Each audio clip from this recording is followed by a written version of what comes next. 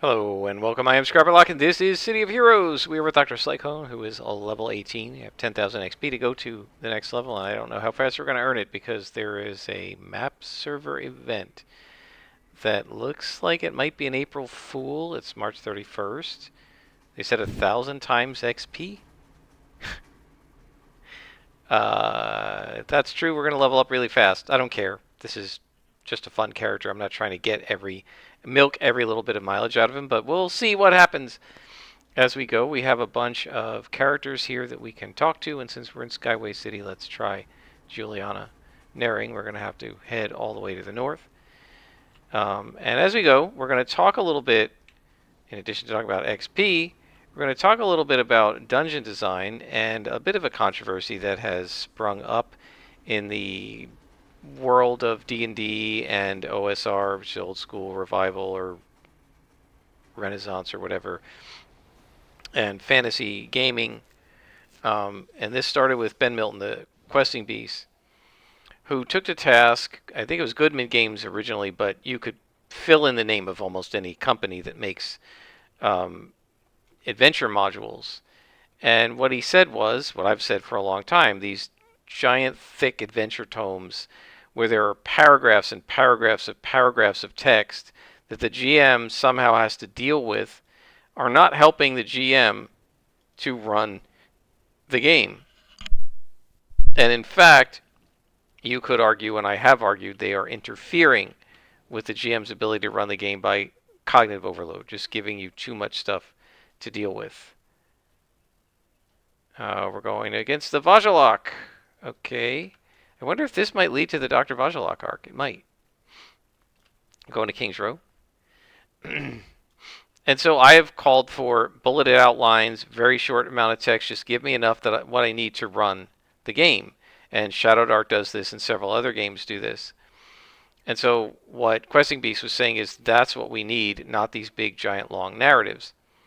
I didn't see the original video, but I agree with it, that sentiment. And then Dungeon Masterpiece picked it up and was using Shadow Dark as an example of what Questing Beast meant. But he also mentioned another article, which I did find and read, by a guy named Orthopraxy.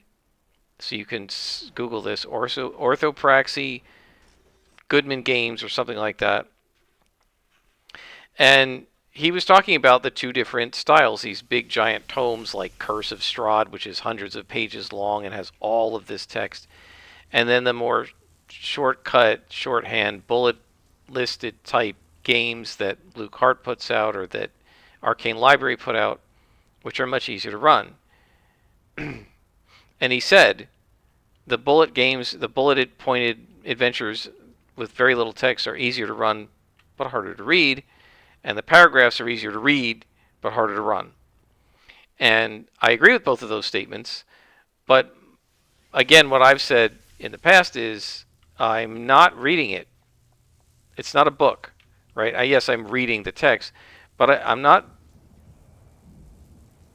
there to read it, right? I'm there to run it, and I'm reading it so that I can run it. That's my purpose. So I don't need a book that's. I need it to be readable to understand, right? But I don't care how narratively readable it is. It doesn't look like 1,000 XP, so it must be an April Fool. Somebody said it was 1.5x. It might be that. I don't really know. Anyway, yes, I have to read it, but the purpose of reading it is so I can run it. The main purpose is running it. I want to be able to run the game. And I need something I can reference and deal with at the table. And long, giant paragraphs of multiple pages length are not something I can deal with at the table. And so anyway, this Orthopraxy guy was actually quoting another book that had a lot of this text. And what the author of this adventure, and I forgive me, but I don't know the name, I don't remember the name of that particular adventure or company, basically said you need to eat and digest this book in order to run it. They want you to, I guess, read through it multiple times, and really become familiar with it. Get it inside your head so that you can run it. And so then Dungeon Masterpiece was talking about whether that's necessary or not. Right? The logic is, say, something that I've quote unquote eaten, like The Hobbit. I could run The Hobbit as an adventure without looking at anything. Because I've read The Hobbit so many times and I know that story so intimately that I could run it without needing to look at a stat block, without needing to look at anything. Just off the top of my head.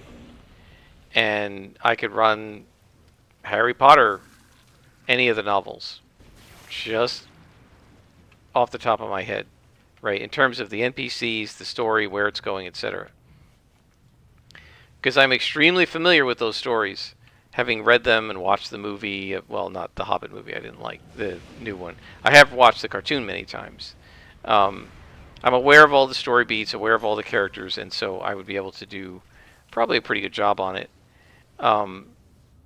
And that's what they're saying, right? Read it so many times that it's to you like The Hobbit is to me. Where I have retold the story of The Hobbit to a cousin of mine who was very young, and this was when I was in college or high school. She was like 8, and I was about 16 or 17. I'm about 8 or 9 years older than she is. Her name was Jennifer. And I said, "You want to hear a really cool story, Jen?" She said, "Okay." And I started out, and I know how it starts. In a hole in the ground, there lived a hobbit. And it wasn't a nasty hole full of worms and dampness. It was a cozy hobbit hole. It had paneled walls and wood floors and carpeting and a fireplace for cold days, where the teapot would often be whistling, as the hobbit likes tea. And then I just, paraphrased, and I told her the whole entire story of the Hobbit off the top of my head without needing a book. Why didn't I tell her the book? Because I didn't have the book with me in Florida when we were visiting them. And so I just told her the story, and it took me several hours to do the whole thing. The barrels out of Bond, and the journey to the mountain, and the finding of the keyhole, and all of that stuff, and the thrush. And I'm sure I got a little bit of it wrong, because I don't have the whole book completely committed to memory. But I know that story. I've eaten, quote unquote, that story, and I know it really well. And if I were going to run a D&D game that retold that story, followed that storyline, I could do it really well. So that's what they mean, right? If you eat the story, if you've read it enough times that you know it the way I know The Hobbit, then you can run the game without needing to read all those bulleted lists because you know the story so intimately well. That's probably true. Here's the issue I have with it, okay?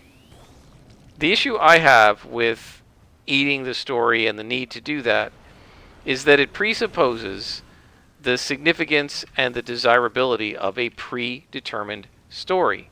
A story that is written by the writer who told people, by the way, you need to eat this story, right?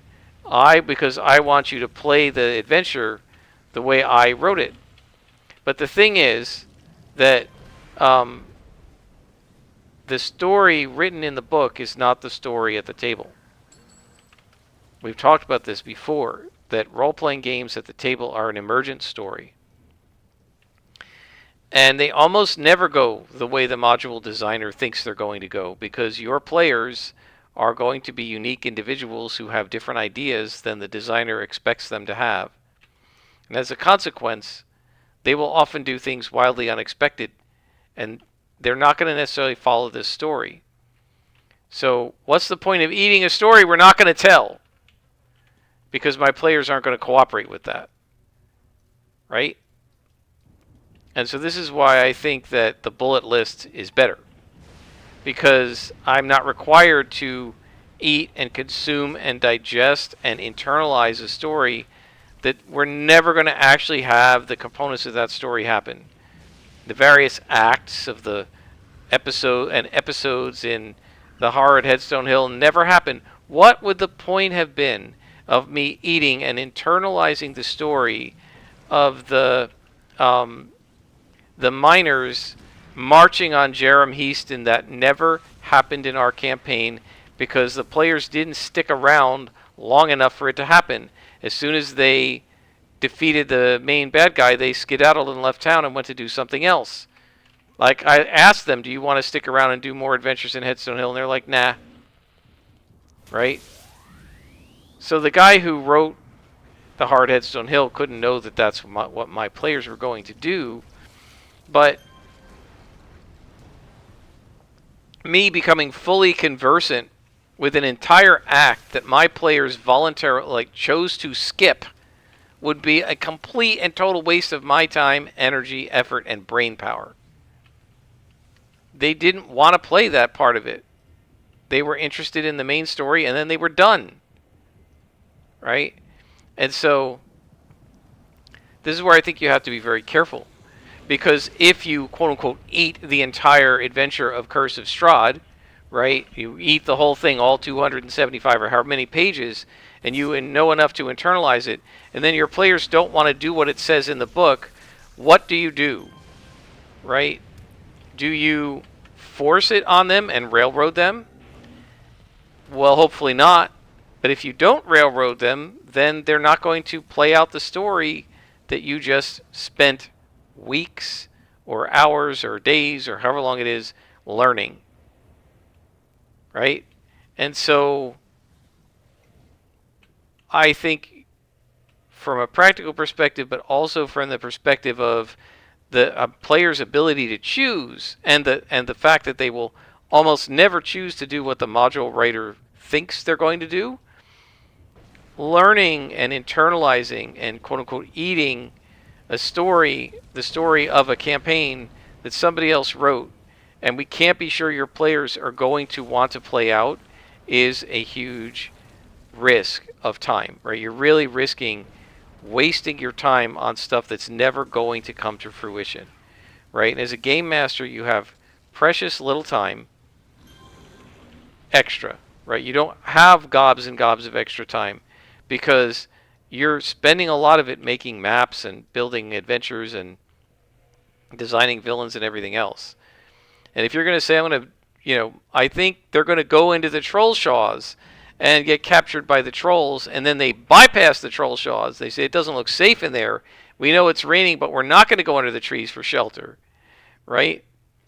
Well, now you just designed all these trolls in this whole encounter that's not going to happen. Right? And as a consequence, you just wasted all that time. And then there's also the risk that because you designed it, you might try to railroad them into doing it because you don't want to have wasted all that time. And if it's in a book and it says they're supposed to do it, you might try to get them to do it even though they don't really want to. So I think that although it's possible that you could quote unquote internalize or eat a story better if it had text, this is what he argues, right, in the demo that the sort of description in the blog that what is his name again, Orthotherapy wrote. What he showed was one of the types that does the bulleted list, and then another type that has the paragraph. He says the paragraph is more memorable to me. And he argued that if it's more memorable, it may be easier to run because you remember it, whereas I'm not going to remember the stat block, like the bullet list. But the thing is, if you read this paragraph that is a pretty rigid story and it's more memorable, yes, but it also might make you try to railroad the group, right, the players, because you're trying to get the story that you read to work out the way you read it, right? Something happens when this stuff gets written down, especially if it's written down in a paragraph like a story, right? And that phenomenon is that the more you've read and the more like a story what you've read is, the more liable you are, at least the more liable I am as a GM. Can we please click? Why is this not working? The more liable I am as a GM to try and make it work the way it says in the book. Right? Now, maybe this is just a me thing, and it's possible, but I don't think so. If you walk into a room and the description just says statue on one wall, treasure chest underneath it, trolls in one corner arguing over a giant hunk of meat, and that's all it says in the description, then you can interpret that stuff however you want, and whatever your players do with it is whatever your players do with it, and that's the story. Right?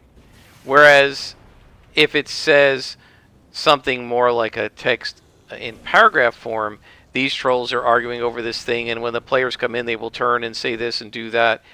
You feel much more, I think, obligated to make it happen the way it says in the module, rather than just presenting the players with something that's happening and see what they make of it.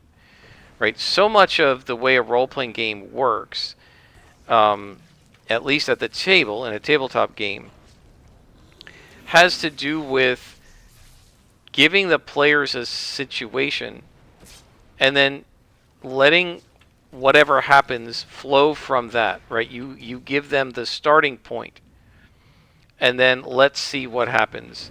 In Champions, I love Champions for many reasons. One of them is that they call these things not modules or adventures, but scenarios, right? I'm giving you a situation, a scenario.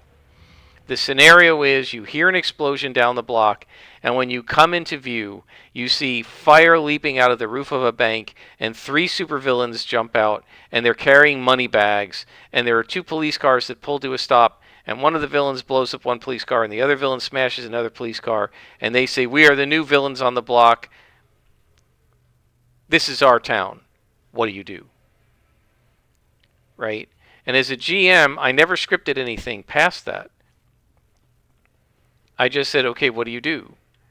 And my players went with it, right? Well, obviously we're going to fight the villains, and then we're going to have a battle, or whatever, and so, like, they go with it. If they don't do anything, then something else might happen. For example, what's his name? Gyro Jim.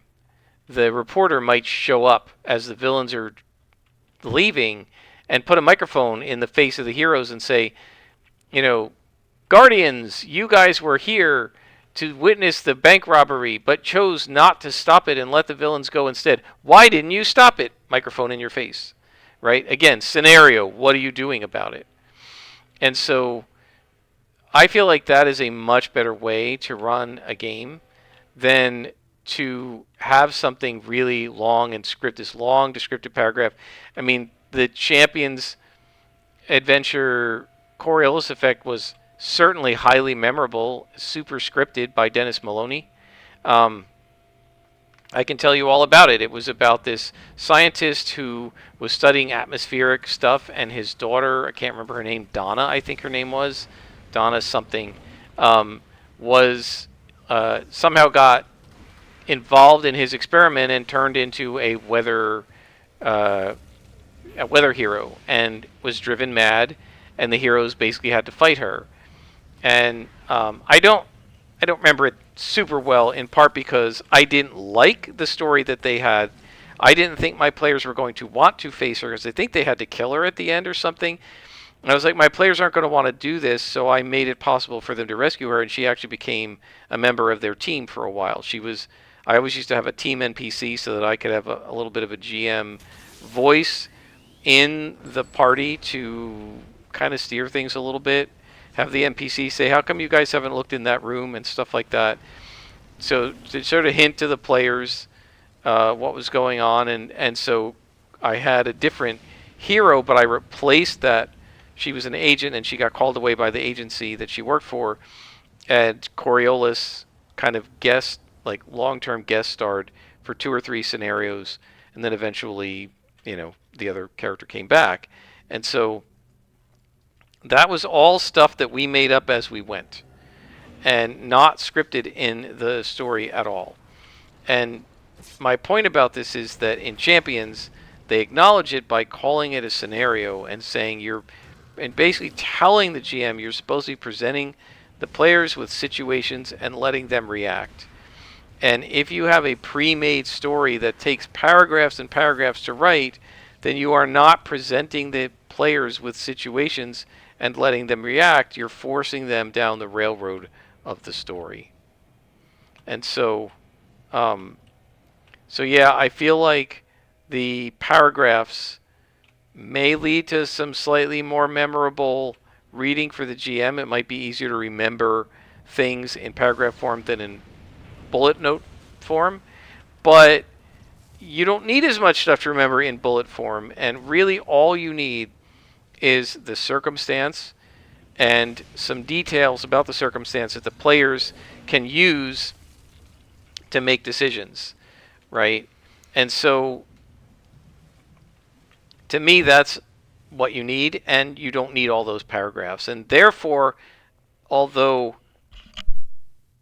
eating, quote unquote, the entire adventure might very well help you run it as written, I would argue you shouldn't necessarily be running it as written. This is what I said in an earlier episode, that rather you should be um, using the adventure as a springboard to create your own stuff, right? Um, so you don't necessarily need to run everything the way it says in the book.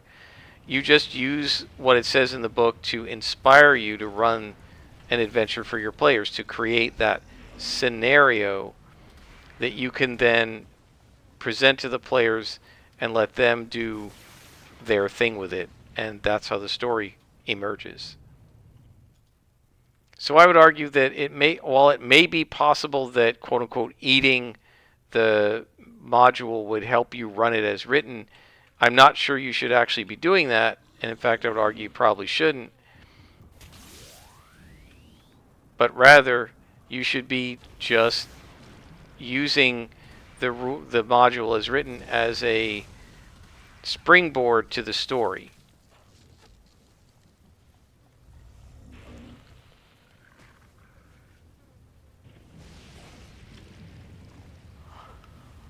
I feel like these powers are taking a longer time to regen. Am I taking like speed penalties from this guy's bow or something?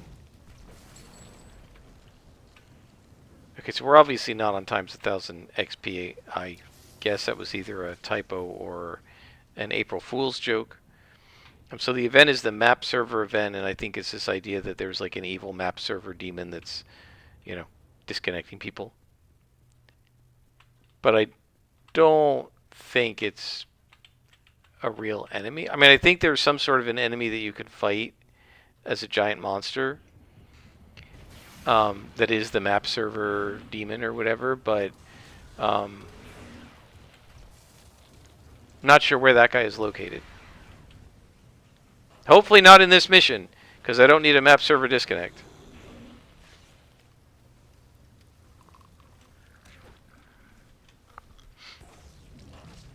So what do you guys think? Do you like the long form novel-like writing in adventures that makes it seem like you're reading a short story and stuff? Or do you prefer the more actionable type stuff that are more bulleted lists and just quick notes for the GM to help you run it? Oh, Vajalocker's so brutal.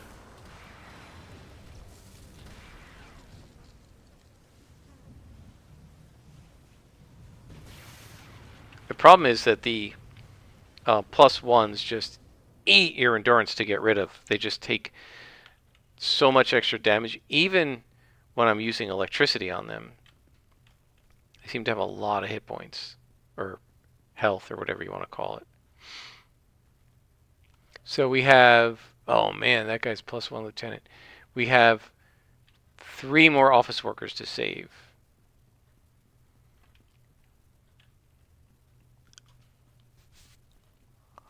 Guys, I'm going to pause it here. I will be right back. All right, I'm back. Yeah, it's getting close to dinner time, and I don't know if you guys know this trick, but I can share it with you.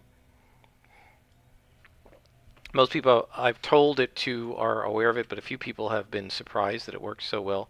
I live alone, and so when I buy something like a loaf of bread, I can't possibly eat it all out of the pantry or the bread box or whatever before it all goes stale. And my mother taught me a trick many years ago, which is you can freeze it. So you just take the bread, you stick it in the freezer, and when you want to use it, you just take it out. You have to make sure that you keep it in a plastic bag, like a Ziploc bag or something. Don't leave it on the counter or something like that because that will make it get really hard and stale. But um, oh, I hit the wrong guy. If you, if you keep it in plastic and you take it out of the freezer, depending on the size of the bread, if it's a thick roll versus slices of white bread or rye bread or something, you just take it out like half an hour to an hour before, and once it's room temperature, it'll be almost as fresh as when you put it in. The real caveat is you have to do it right away. You can't wait for the bread to go stale and then put it in the freezer because then you're freezing it stale. A lot of times I do that. So I just went downstairs because I got to make sub for myself tonight, like a tuna sub, and I had a roll I had to take out of the freezer. And I wanted to make sure to do it now because I'm going to be eating supper in about an hour, and I just wanted to make sure it's not cold. I mean, you can microwave it, and it will defrost, but the problem with microwaving bread, I find, is that if you don't do it exactly right, you have to get it, to me, right to room temperature. If you overheat it, it then very quick it'll soften. It'll get really soft and warm, and kind of mushy, but then it will turn stale. And so, but while you're eating it, in that just that quickly. So I prefer to, I prefer to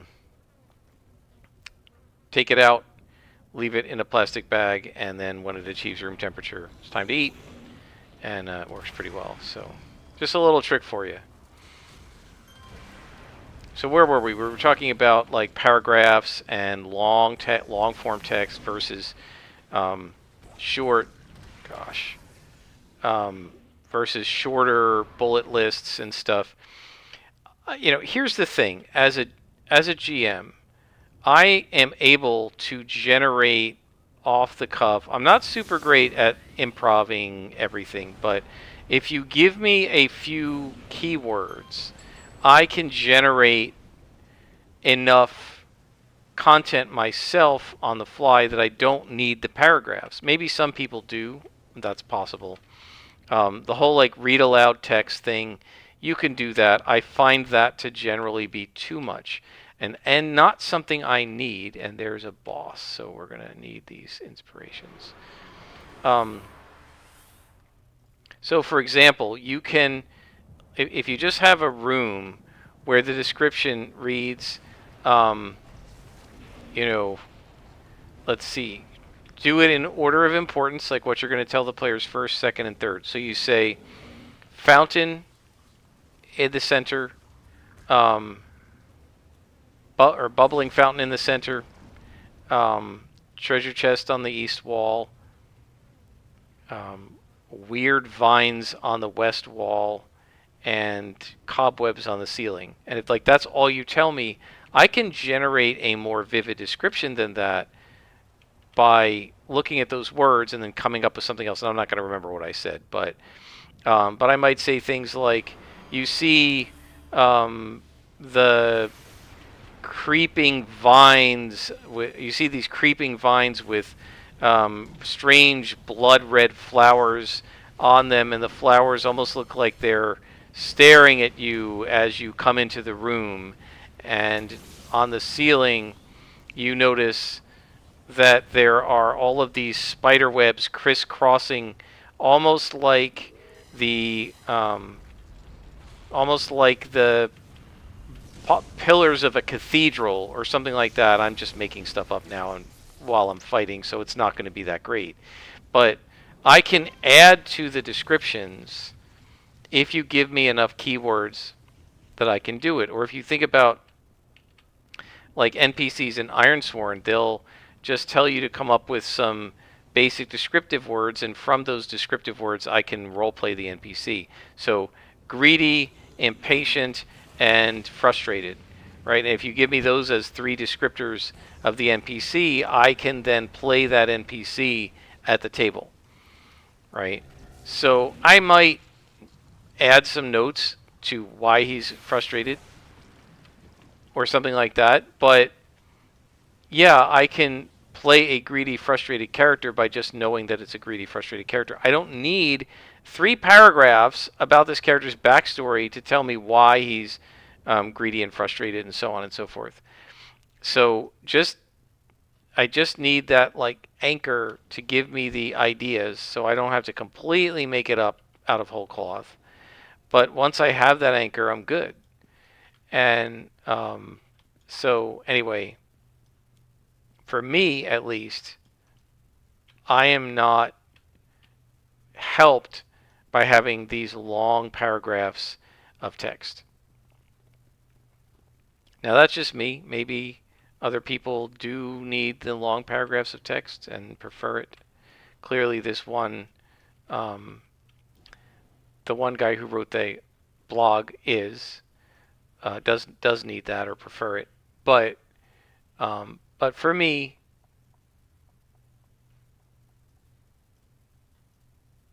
um, I am much more helped with bullet lists, and when I write stuff for myself, I just write bullet lists. I don't write long narrative descriptions. Even when I used to write like long descriptive paragraphs when I had something cool that I wanted to read and I wanted to make it really evocative and stuff. Even that now, I just make bullet lists and I read it out to my players. And now I'm not going to be able to find this guy, am I?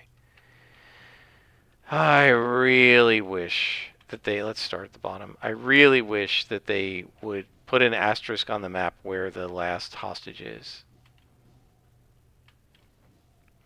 That would be one of my major QOL, quality of life, suggestions for this game would be, if possible, do the same thing with hostages that you do with the glowies, sound, and an asterisk for the last one. Now, I feel like I've been everywhere in here, so let's go this way. Yeah, I have no idea where this last hostage is. So I'm going to pause it here and I'll bring you back when I find him.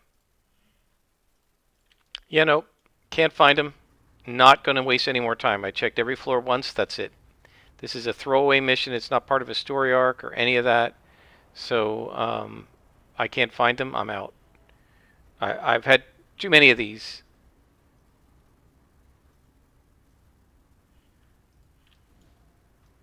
So we're done. I'm going to see if I can complete autocomplete. If I can't, I will abandon it and we'll go to a different contact. One thing I do want to mention, so I mentioned Project Hail Mary, which is I met both the book and the movie, and I've loved the book, and I was talking about going to see the movie. I did see the movie 2 days ago. I absolutely loved it. The soundtrack is amazing. I have been kind of didn't realize it at first, but I have been kind of humming it or hearing it. You know, it's like an earworm, hearing it in my head and not realizing what I was hearing at first, and I was like, what song is that I'm humming and that I keep hearing in my head? I'm like, oh, wait a minute, that was Project. I only saw it once, right? So it's hard to picture, but that was Project Hail Mary, and so I went online and I found the soundtrack, and it's on YouTube. It's probably copyright violation, but I've been listening to it all day.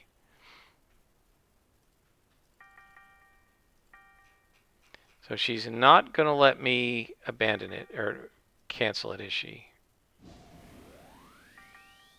We'll clean this up, get all of our inspirations back. And let's see. Nope, we cannot autocomplete. So, guys, the solution to this is to abandon it. It won't let me abandon it. Okay, I will log out and log in. I'll be right back. All right, we're back. We should be able to abandon the mission now. Goodbye. Yes. Now what's she offering? Is it going to be different? Vajalok wasting disease. Oh boy, this is going to be really brutal. 75 minutes to destroy plate containers. Yeah, we're going to have a lot of trouble with this guy. He's already sucking wind on endurance. We're not going to get the disease yet, though. That takes a mission or two. When we get it, though, we're going to need to be carrying endurance a lot. Because this guy's already in trouble on endurance. So yeah, Project Hail Mary, it was a good, enjoyable movie. I like The Martian a little better, I think, as a movie. Although I like Project Hail Mary better as a book. And I think that may have been because, well, I mean, I guess it should have been both. I feel like I read Project Hail Mary much longer ago relative to the movie. I feel like with The Martian, when I found out The Martian was coming out as a movie, that's when I read the book because that's when I heard about it. Whereas now, when Andy Weir puts out a new book because I like his stuff, I tend to just buy it and read it. And I absolutely loved Project Hail Mary, and that's my favorite of his books. And so, I don't know. I knew what was coming. I feel like although there's suspense in The Martian, there's not a lot of mystery. Right? The Martian, the character knows why he's on Mars and so on and so forth. In Project Hail Mary, the premise is a white room concept where the character wakes up in essentially a white room, not knowing where they are, not having any memory of how they got there. And during the course of the story, you have to kind of, memories trigger and you get flashbacks and you start in the past and slowly build your way up to today so that you eventually figure out why you're here and how you got here. And so that mystery is not going to repeat itself when I'm watching the movie after having read the book because I know why he's there. So I felt like in the movie, what I was kind of doing was waiting until the parts of the story, like how he figured out where he was and didn't know how he got there, but he figured out where he was and kind of why he was there. And then several other cool things happened that I really liked, and I was kind of waiting for those to happen. Whereas in The Martian, I knew what was going to happen, but there was suspense that wasn't there because I knew kind of what all the equipment failures and other things that were going to happen to him. So when they happened, I expected it, but there wasn't a mystery. Like, how did he end up on Mars? We know. It tells you at the beginning of the book, right? So there's no real mystery to it. And I think because there's a mystery component to Project Hail Mary, and I was waiting for the mystery to get answered so that he could get down to like the actual plot. It felt like it took a while to get to that, but I think it was necessary probably for people who hadn't read the book because otherwise you'd be lost, right? In a weird way, I almost felt while I was watching it like it was too faithful to the book, which, I mean, I'm glad it was faithful to the book, but that made it feel just a little bit slow to me because I knew what was coming and I wanted it to come because I like it, and I was just impatient to get on with it. And if you've seen the book, you might know which parts I was impatient to get on with that I liked very much. I don't want to actually say because spoilers. And because of the mystery of the story of why is this guy on this spaceship, how did he get here, what's he doing here, what's he going to do when he figures it out and all that, the mystery component is so important in this movie that I don't want to spoil it. That brings, however, up a really interesting comment that Brandon Sanderson made when he was doing his teaching class, like teaching his class last year in 2025. And he was talking to a bunch of aspiring writers taking his class and learning Sanderson's rules for writing and stuff like this. And whatever you think of Sanderson as an author, I think it's really cool of him that he put this stuff online because he doesn't have to. He could say, you want to take my class, you pay for it. It's really cool of BYU to let him put it online. My university does not allow me to put my lectures online. Their attitude is, if students want your lecture in zoology, they have to pay for it, right? So it's pretty cool. And even if you don't really like Sanderson's writing, which some people don't, and obviously, and some people do, even if you're not a huge fan of his books and his writing, he does have some very good actionable advice to writers about how to go about the process of writing, just in a general way. And so, one of the things he mentioned, and he got groans from the class, I think, and me too, when he said it. And one of my friends, her mother is like this. He said, I know it pains us all to hear this as writers, but you're going to have to make your peace with the fact that a fairly large percentage of your audience is going to skip to the end of your book and read the last chapter first, and then go back and read the rest of the book. And to me, that is huge spoilers. I don't want those spoilers. I want to experience the book a little at a time, one page at a time. I don't want to know how the book is going to end. It's one of the reasons I don't like reading a book after I've seen the movie. When I know they made a movie out of a book, I always read the book first. Why? Part of it is the book is usually better because they have to cut stuff out and make compromises to make movies, but it's not just that. There's a reason why the book is better. If we think about this Project Hail Mary, right? There's a mystery to why the guy is doing what he's doing and where he is. That mystery only lasts 20 or 30 minutes in the movie, if that, right? Even though I wanted to kind of get past it to get to my favorite parts, it doesn't last that long. And so the sense of mystery, if you're just watching the movie without having read the book, is temporary.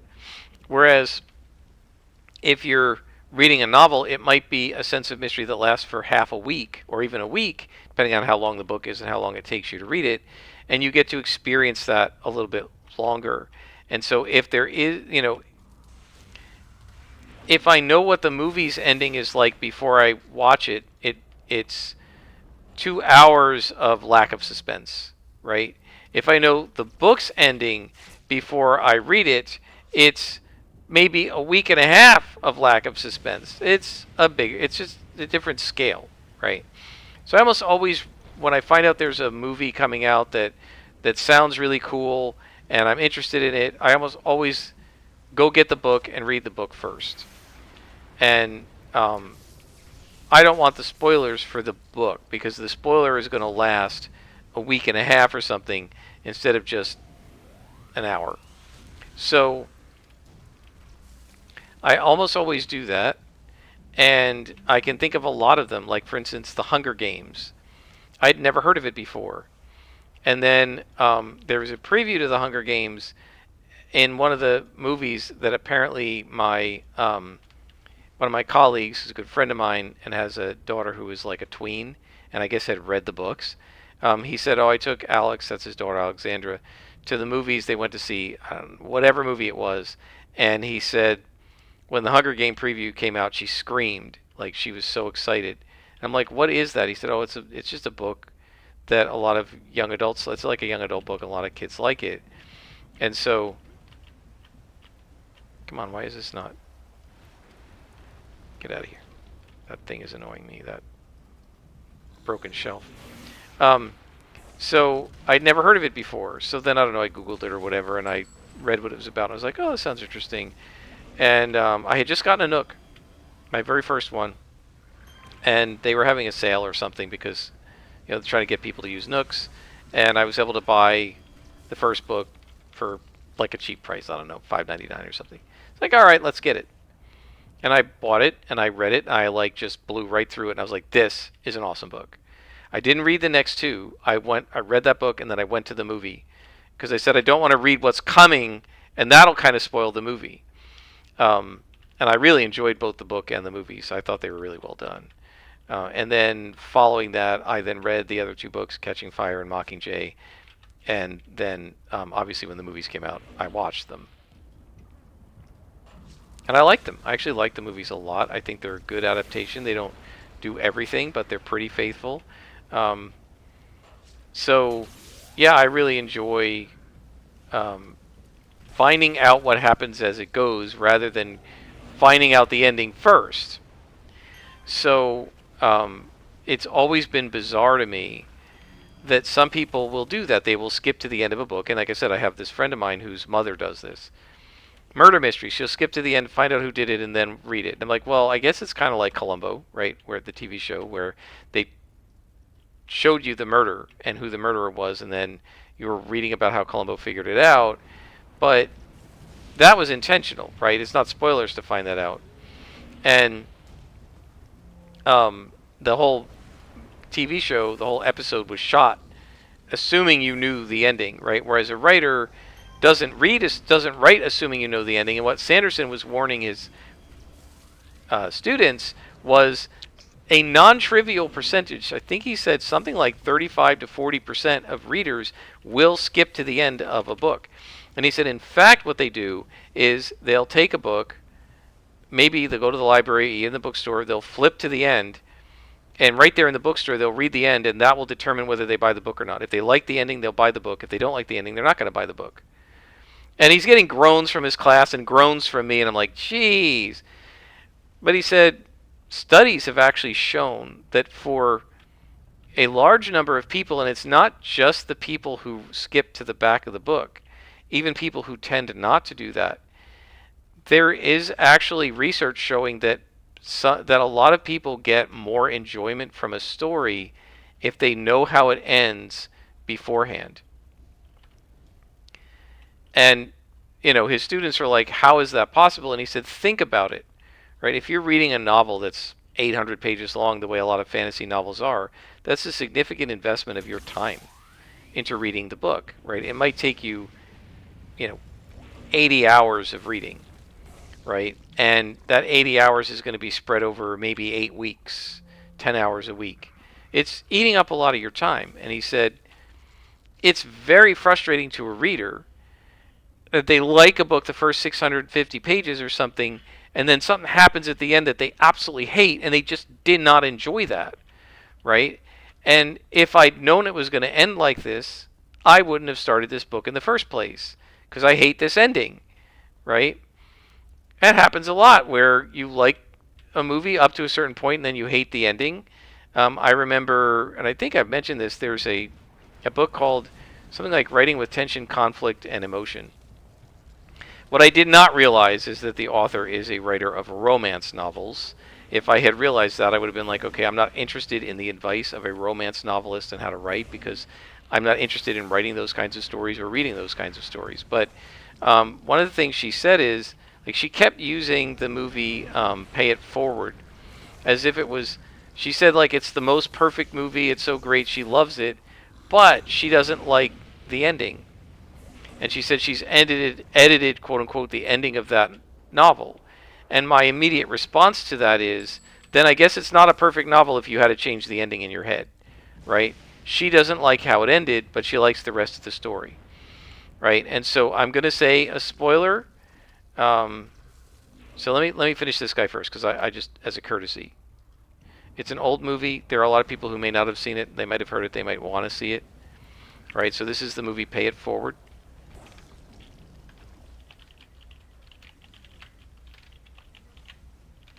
So here's a spoiler, and I will put end spoilers in here, so turn the sound off if you don't want spoilers. This is with Haley Joel Osment, and I think it was Helen Hunt, and maybe Bill Paxton.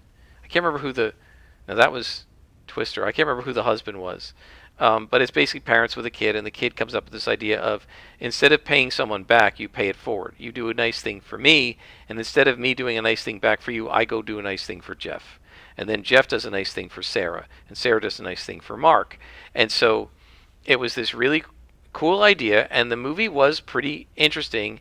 And the concept is, if you get the whole community paying it forward, you get everybody being super nice to each other, right?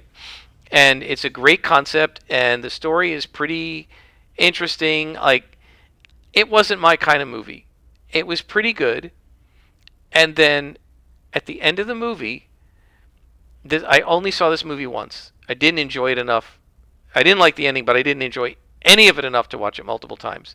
But if I'm remembering it right, the kid is murdered at the end of the movie by a random act of violence that has, like, is just pointless. He gets, he's like, just gets stabbed, and I don't know if he's trying to pay it forward and he gets stabbed or what have you, and he dies, right? And so obviously this writer who was describing the movie loves the movie and the message of the movie, but doesn't like that the kid dies at the end. It seems kind of pointless, right? And so she doesn't like that ending. And my guess would be what she would say is, well, she said I edited that ending in my head so that the kid lives, right? Then it's a perfect movie, I guess, to her. The fact that it wasn't that way and it ended in another way means it's a terrible movie or not a good movie, right? Because you don't like the ending. Like, if the ending is terrible, how is the whole movie good? So anyway, that's end of spoilers. Um, so what Sanderson said is, people want to know they're not going to hate the ending before investing into your book. They want to know that it's going in a direction they're going to like. And so um, if Dr. Cyclone is going to die at the end of the movie, maybe I don't want to watch that movie because I'm not a fan of movies where the protagonist dies. Like, not everybody likes that, right? There was, I can't remember what it was, a famous movie where, like, the character commits suicide at the end of the movie, and it's, like, pretty tragic and awful. And, like, I can't remember how I found this out, but I found out that the person did that, that the character did that, and I was like, okay, I'm not going to watch the movie because I don't want to see that. Not a fan, right? So everybody has their limits of what they don't do and don't like. And, you know, if a movie's going to present something to you that you don't really want to see, then you might not want to watch the whole movie, even though the rest of the movie was good if you don't like the ending. And so that's what Sanderson said. And so not everybody is too upset by spoilers. I recognize that. But because people who hate spoilers really hate them, I try not to give them.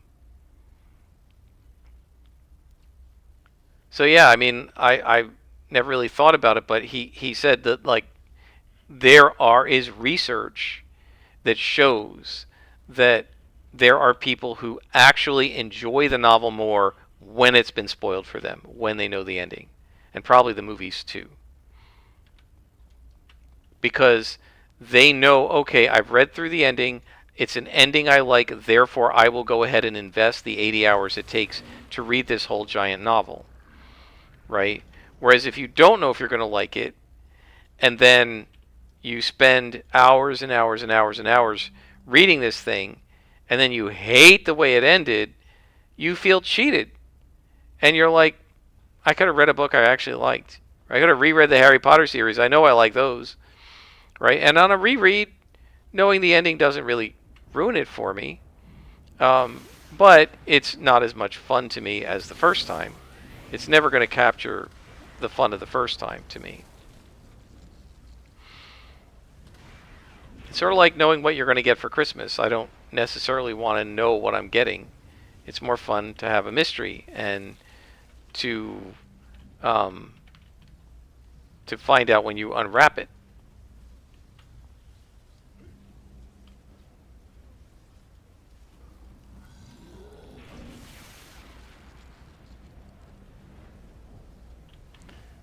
I was going to say with these guys, maybe I should have been doing more hovering, but then I realized they'll just spit vomit at you, and it's pretty accurate. So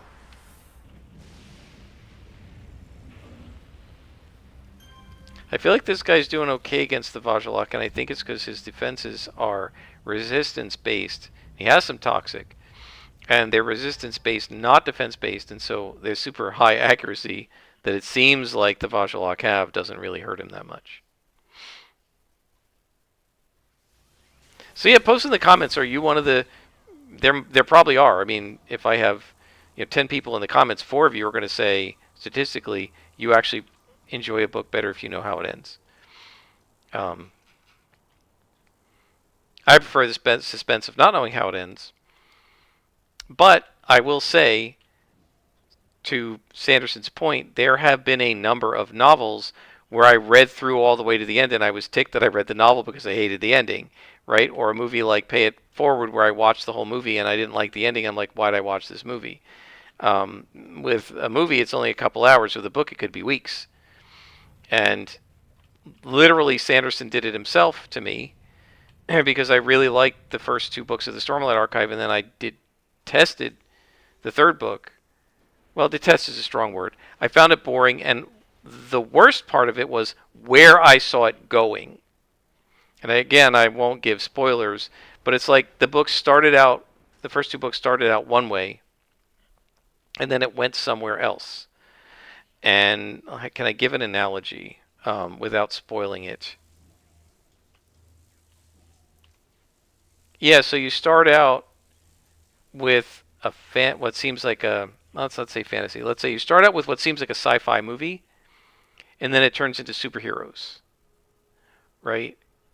And there's nothing wrong with either sci-fi or superheroes, but if I came for a sci-fi movie like Project Hail Mary, and all of a sudden, like, he gets bathed in gamma rays and turns into the Hulk and becomes a superhero and goes to um, that world, what's the name of it, where Thor was in the Thor 3 movie and is now like this super powered gladiator. That's not what I went to the theater to watch. That's not what I thought I was going to get. And I feel like the Stormlight Archive changes in the third book, begins changing. It's clear where it's going. And I was not on board for the direction he was going and didn't really like that third book, so I'm not reading the rest of it. Right? So now there's a sense in which I kind of regret having, although I did enjoy the first books, I don't completely regret it. But if I'd known where it was going, I don't know if I would have bought them. Which, since I enjoyed the first two books on their own, maybe would have been a mistake. I don't really know. But yeah, I think sometimes if you knew where the thing was going, you wouldn't have got started with it. And I guess I wonder if it's the case that all of the people who do that now do it because they were burned. That they invested a whole bunch of emotion, time, energy, and interest into a novel or a series of novels, and then the author just ruined it for them at the end. They hated the way it ended, and then they were like, okay, from now on, I'm reading the ending of the book to see if I'm even going to like it because I'm not investing. A, I'm not going to spend $25 buying it, and B, I'm not going to spend 50 hours reading it if the ending is going to suck, right? Um, I mean, I always used to watch a movie in the theater or so if it's not in the theaters, when they still had regular movie rentals like Blockbuster and stuff, right? I would always go rent the movie first if I didn't know if I was going to like it, and if I liked it, because you could rent it for $3, I might buy it for 20. But I almost never just went, what? Why did I get a toy bat? I almost never just went and um, I almost never just went and bought a movie sight unseen unless I was sure I was going to like it. I did it a couple times and I regretted it. So I loved the Wonder Woman movie, and when the second one came out, it came out during the pandemic. It wasn't in theaters, so I was like, well, I'll just buy it when it comes out on Vudu or whatever. So I went online and I just purchased it, and I didn't get the DVDs or anything, which I normally like to do, but I just went online and purchased it, and it was horrible.